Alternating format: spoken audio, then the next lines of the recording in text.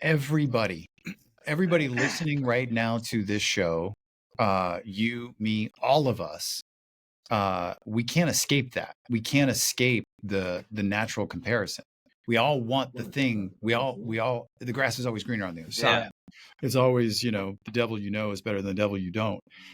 But it's like we all deal with it. And sometimes it's good just to go, nah, man, I'm just on this journey. I'm doing the best with what I have at the time. And, if that's good enough, great. If it's not, great. Yeah. And see, I was having this conversation to your point about a different journey. I had this conversation with somebody literally last night, and that was when I started to become more spiritual Mhm. and like really dive into what that means and trying to connect with the universe. I mean, just my life became a mess and even more of a mess than what it was before.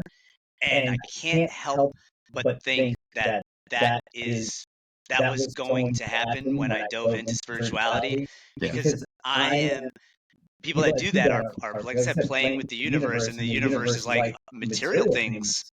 That's not important, and Yeah. I'm going to make sure you understand that.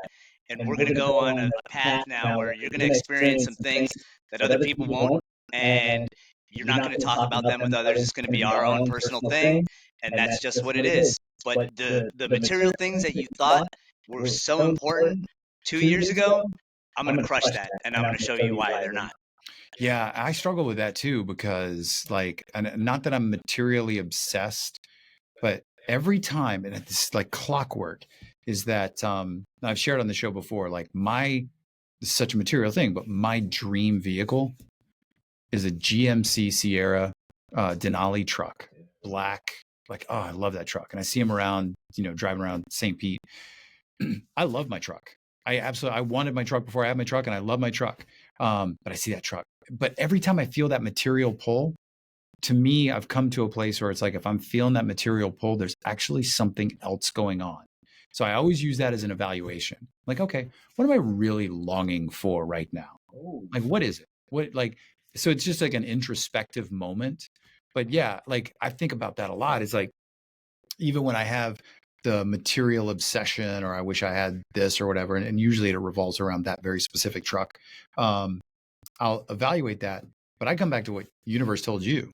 It's like, you think all this material stuff is important. You think money is important.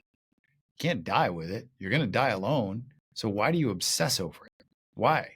And that's where I go into that introspective mode. But it's just like material. And don't get me wrong, I would love that truck someday. But I also don't. But I've come to a place where it's like, that'll be a cool thing to buy if I'm ever at that point. But if I die and never have that truck, that'll be okay. Yeah. And it's so funny because my train of thought is I so for me it's I have this dream vacation that I want to take, and it involves, it's 2 weeks overseas, and I have these places that I want to go to all mapped out. To me, I'm like, well, one day that'll be how I know I've made it for myself. And then immediately I'm like, yeah, but then when I do, what's next? Right. And what is that? Once I get to that cliff and I've done it, I've climbed that mountain, what do I do? Yeah. Yeah. Do I got to look for a new mountain now? Right. And that is the peak and valley of life, is that you'll get to a place and you're like, this is it. I did it. This is all it is.